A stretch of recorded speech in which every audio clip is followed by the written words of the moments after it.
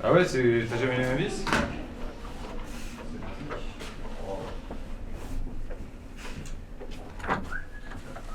Tiens, celui qui était là.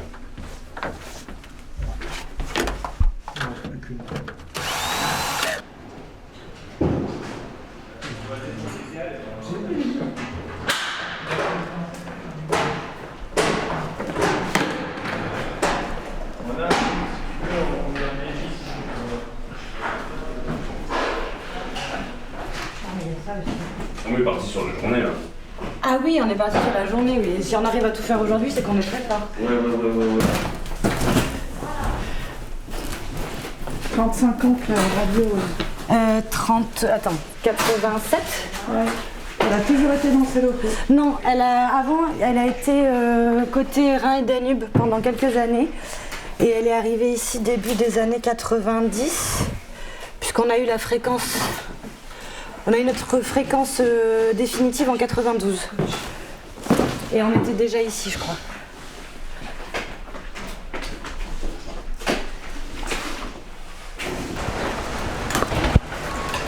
Ça tient ça ou pas?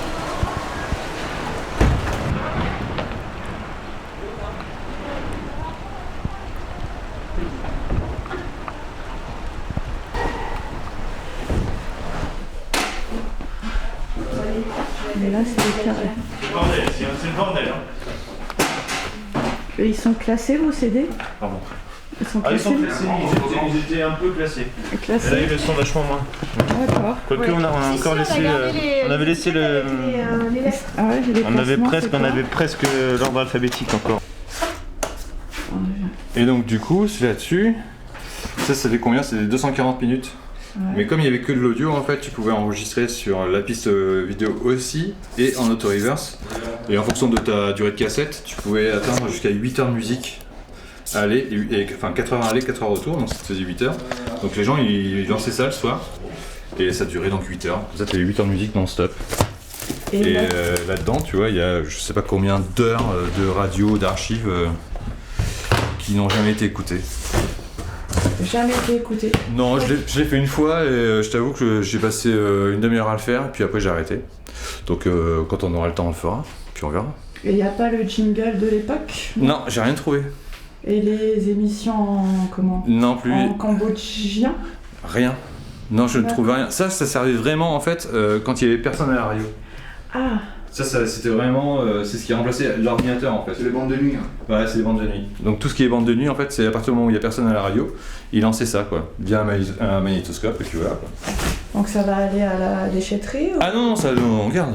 On ne sait jamais si un jour on a C'est vrai. le temps de numériser, d'écouter et d'archiver. C'est des playlists, hein. On sait jamais. Non, je regrette rien. Je regrette rien. Non, je regrette rien. Non, c'est plus important de déménager que de regretter le paysage. D'accord. Parce que en fait, quand on en arrive au point où on en est arrivé, on est plus content de déménager que de regretter en fait. On a des bons souvenirs, mais on n'a pas. Moi, je regrette pas. D'accord. On va être bien là où on va aller. Et on a des super souvenirs ici et c'est une page qui se tourne quoi. Voilà. Enfin, c'est comme ça que je le vois.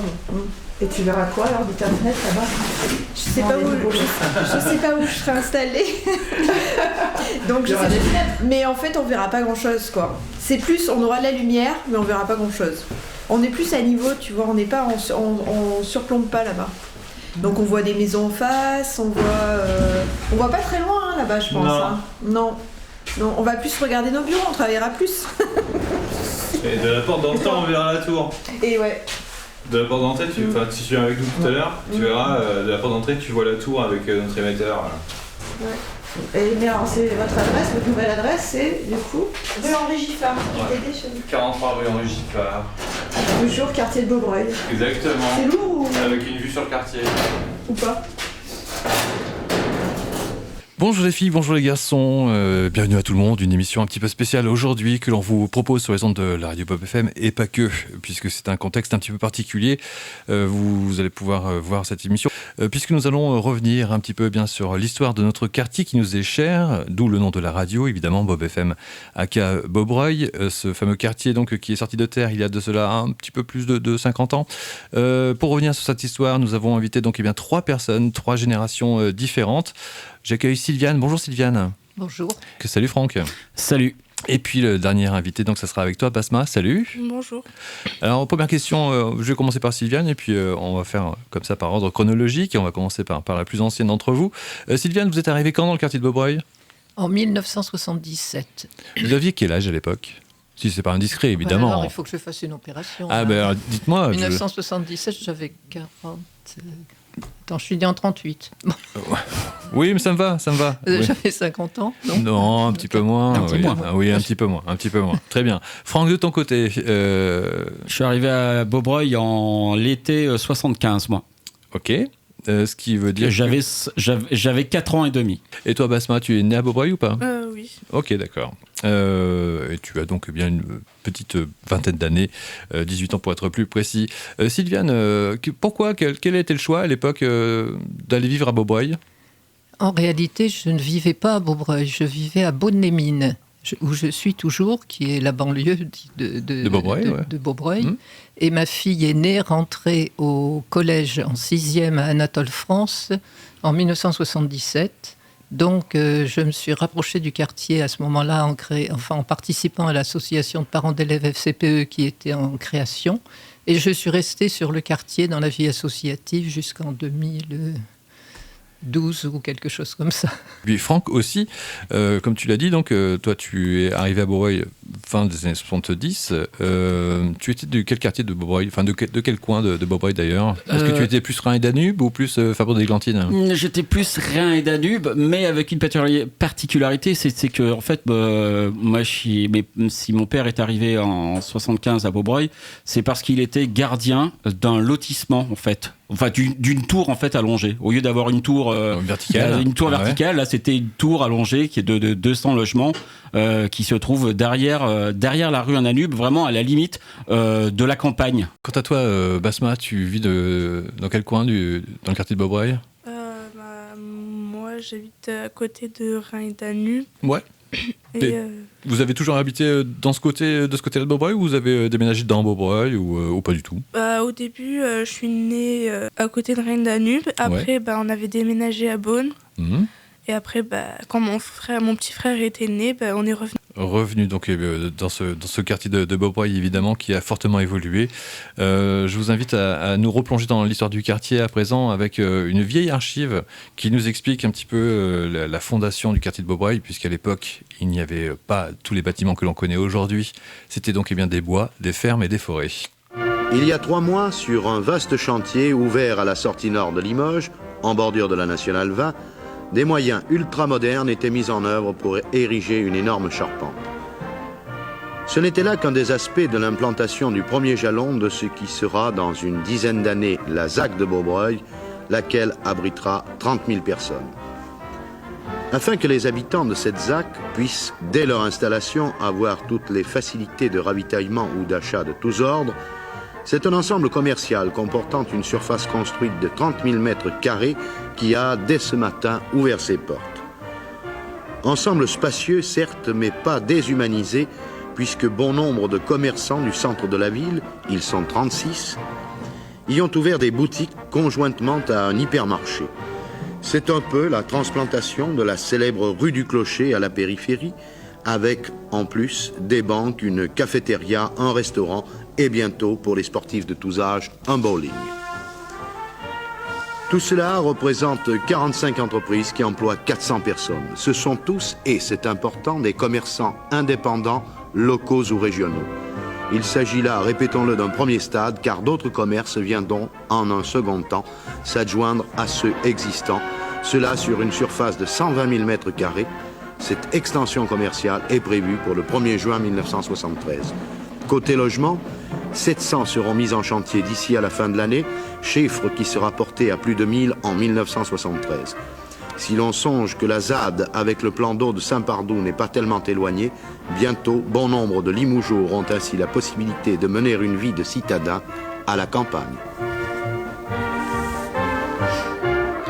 Voilà de comment on parlait à cette époque, donc de la création du quartier de Beaubreuil. Franck, ça te rappelle des souvenirs ou pas ? Ah oui, oui, carrément, oui. Oui, parce que moi, quand mon père est arrivé, comme je vous dis, j'avais 4 ans et demi, 5 ans, tout ce qui est le fond de la rue Reine-Danube, là où il y avait le Disque Bleu, qui était un supermarché, un autre supermarché qui avait ouvert au sein... non seulement le Disque Bleu n'existait pas, mais les tours qu'il y a autour de ce Disque Bleu n'existaient pas, il restait encore une ferme. Qui était abandonné, mais on est allé jouer dans cette ferme, et ensuite effectivement j'ai joué à cache-cache dans les tours en construction. Voilà, tout ça je l'ai vu sortir de terre sous les yeux. C'est quelque chose qui est assez bizarre dans notre culture, à savoir que Beaubreuil est sorti de terre comme ça en quelques années, et c'est d'un seul coup comment faire vivre, comment habiter une ville qui n'existait pas. Ce qui a été très déterminant, c'est que les professeurs du collège Anatole France avaient un projet pédagogique un peu nouveau qu'ils voulaient mettre en place. Et ils ne pouvaient être subventionnés que si le quartier était passé comme zone prioritaire. Je ne sais plus comment était le terme à l'époque. Il y en a eu tellement. Il y a eu les oui, UP, je ne sais plus à l'époque. C'était peut-être les UP à l'époque. C'était peut-être, je ne sais plus. Quelque chose du genre. Donc, il fallait manifester aussi pour qu'on obtienne ce statut. Donc, on a fait appel à toutes les associations et tout le monde est venu. Et on avait aussi invité les élus, enfin toutes les personnalités concernées. Mais ça a été aussi le moment où s'est créé le journal de Beaubreuil. Parce qu'à l'époque, sur le quartier, il y avait un éducateur qui s'appelait... Marc Albin. Marc Albin. Franck.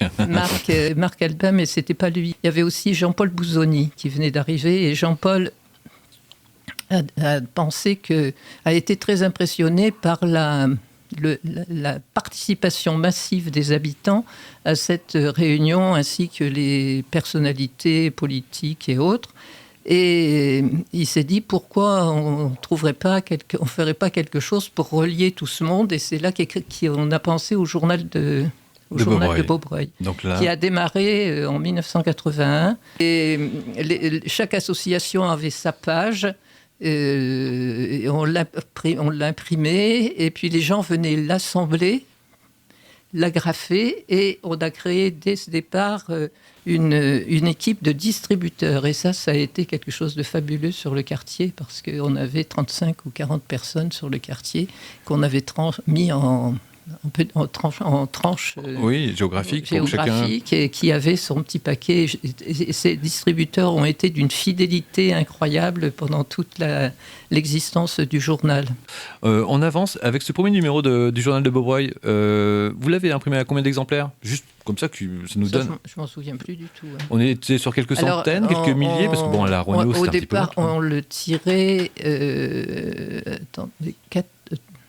4600 exemplaires. Oui, ce qui était énorme. Oui. Et au départ, on l'a tiré beaucoup moins. On a essayé de le vendre. On s'était mis dans la galerie marchande, on le proposait aux gens s'ils voulaient donner un petit quelque chose, parce qu'on n'avait rien. Donc, Mais on est d'accord, comment vous le financiez ? Sur des dons personnels. Des dons personnels, chacun s'est débrouillé avec le papier, l'encre, la Renéo du Circe, et puis voilà, bon. Est-ce que c'était quelque chose de commun qu'on pouvait retrouver dans d'autres quartiers de Limoges ? Est-ce que chaque quartier avait des... J'ai pas l'impression que dans les autres quartiers, ils aient repris notre idée de journal de Beaubreuil qui a quand même vécu longtemps. Tout à fait. Il a duré plus de 40 ans avec des hauts et des bas. Avec des hauts et des bas. Exactement, et un vrai dynamisme. En tout cas, c'est toujours intéressant de parler de ce journal de Beaubreuil, puisqu'il recensait donc, ce que l'on pouvait découvrir à Beaubreuil, dans ce quartier-là, cette dynamique associative, comme vous venez de le dire. Et puis vient l'idée un jour d'avoir une radio à Beaubreuil. Donc là, Franck, je me tourne vers toi, puisque tu fais partie de ces 3 personnages sans qui je ne serais pas là aujourd'hui, sans qui la radio Bob FM n'existerait pas, tout simplement. Alors, l'idée d'avoir une radio, là aussi, comment ça vous est passé à travers la tête ? Parce que c'était le début des radios libres, comme on disait. On était enfin, même si Mitterrand avait libéré les ondes, la bande FM en 1981, mais donc il y avait plein de radios qui se créaient. Et nous, ce qui passait sur ces radios, ça nous plaisait pas. Nous, jeunes dynamique de l'époque, on s'était dit ça serait bien qu'on essaye de monter un truc. Et on s'est dit comment on va faire ça, et il s'est passé un truc très très bien à l'époque, puisqu'on est en 1987, sous le deuxième septennat de monsieur François Mitterrand, qui lance ce qu'on appelle le développement social des quartiers. Donc pour redynamiser ces grands ensembles, pour les faire vivre, ils se sont dit on ne peut pas juste repeindre les tours, on va aussi essayer de créer vraiment du lien, il faut que ça vive. Donc il y a eu ce qu'on appelait le développement social des quartiers. Et nous, à l'époque, avec Philippe et Laurent, on militait à la JOC.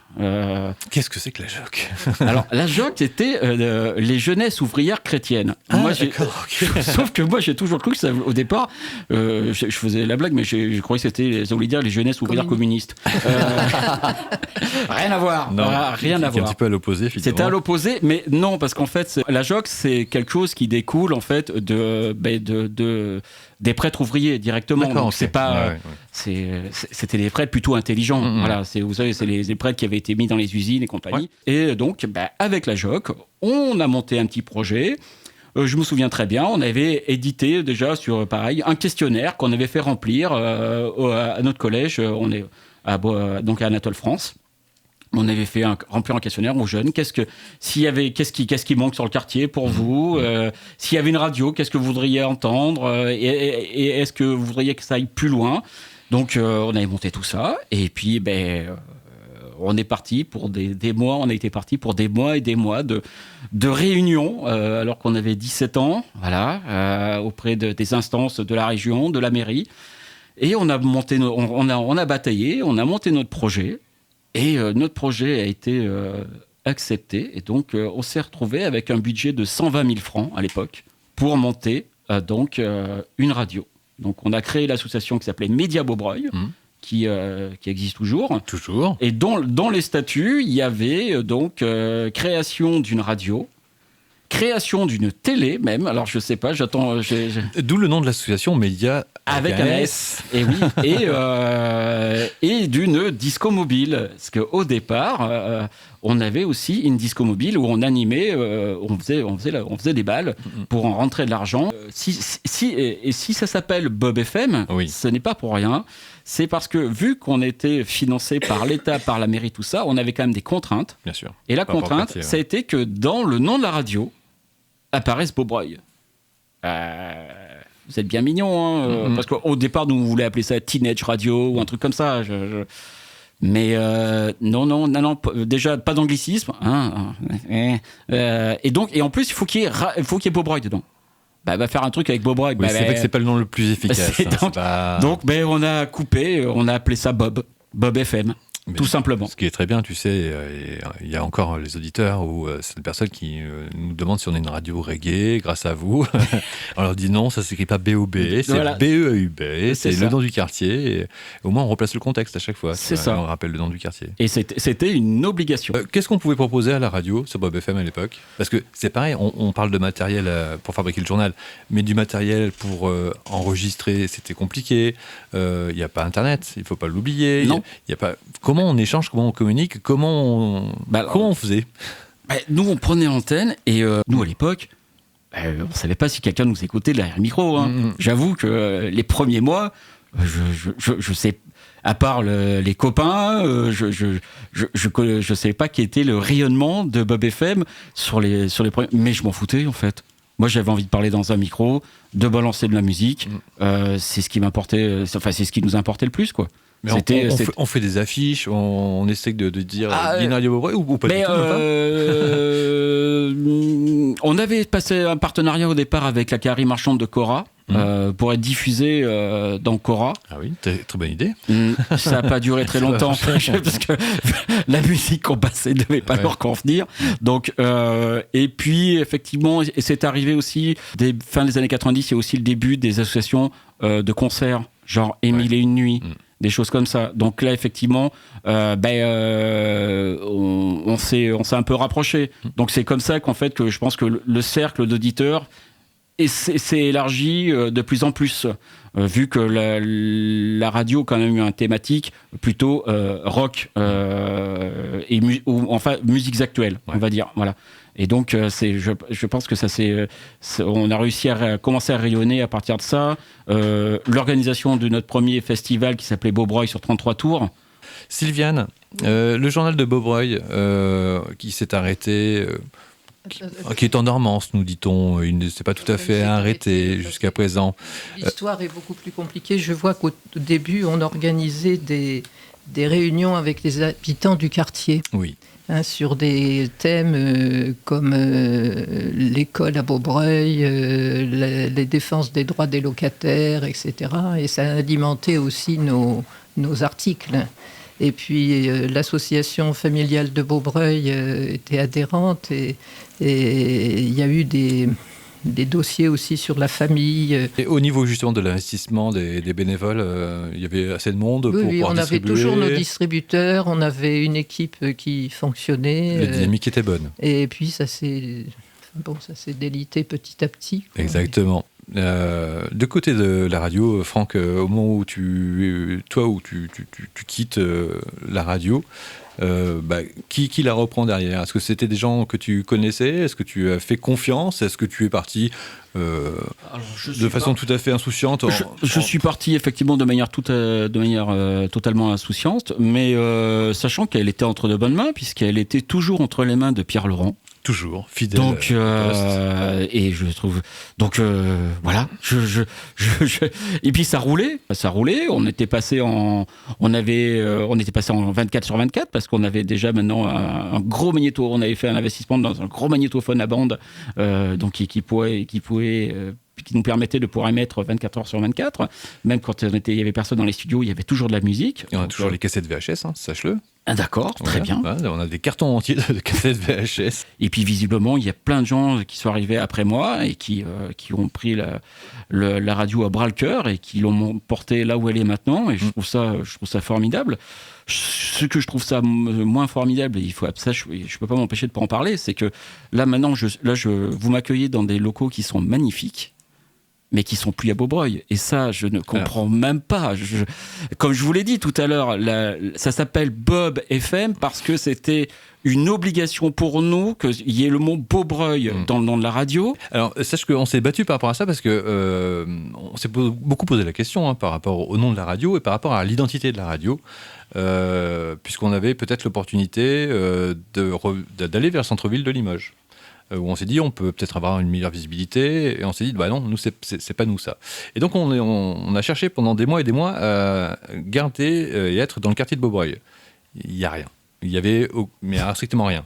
Par contre, là où on a notre petite fierté, c'est qu'en fait là où on est à la limite, mais on est encore dans Beaubreuil. C'est-à-dire notre code postal, c'est toujours 87 280 Limoges. Très bien. Et c'est le quartier. Voilà. Et ça a été, tu vois, ça a été une vraie question que l'on s'est posée sur qui sommes-nous. C'était l'occasion de redéfinir un petit peu l'identité de la radio. Et est-ce que nous sommes attachés au quartier ? Oui. Donc la réponse a été oui. Donc on s'est dit, on veut absolument garder l'adresse et le code postal de Beaubreuil, ce qui ne nous empêche pas d'être tout aussi impliqués dans le quartier, même si on est moins visible au quotidien, parce que là aussi, malheureusement, le quartier a beaucoup changé, lui aussi dans ce sens-là, où c'était plus compliqué, même en étant dans le quartier même, de pouvoir intervenir. Dans tous les cas, le quartier de Beaubreuil qui est en train de changer, donc comme on l'a dit, avec ce nouveau plan d'urbanisme, donc bien fois ces tours tomber les unes après les autres. De ton côté, est-ce que toi et ta famille ont été touchés par le fait que la tour soit détruite ? Est-ce qu'il a fallu déménager ou pas ? Ou tu vas rester dans les tours de Beaubreuil ? Je pense rester. Ok, d'accord. Je sais pas.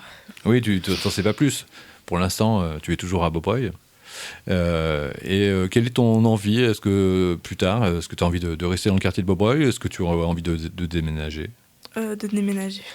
Et qu'est-ce que tu aurais envie justement tu rêves d'habiter où, comment? Ça, je sais pas encore. Mais est-ce que tu as plus envie de vivre à la campagne, de vivre en ville, d'être dans une maison, de retrouver un immeuble d'habitation ou dans une maison. Voilà. Après, c'est du rêve, hein, tu sais. On peut toujours rêver, évidemment.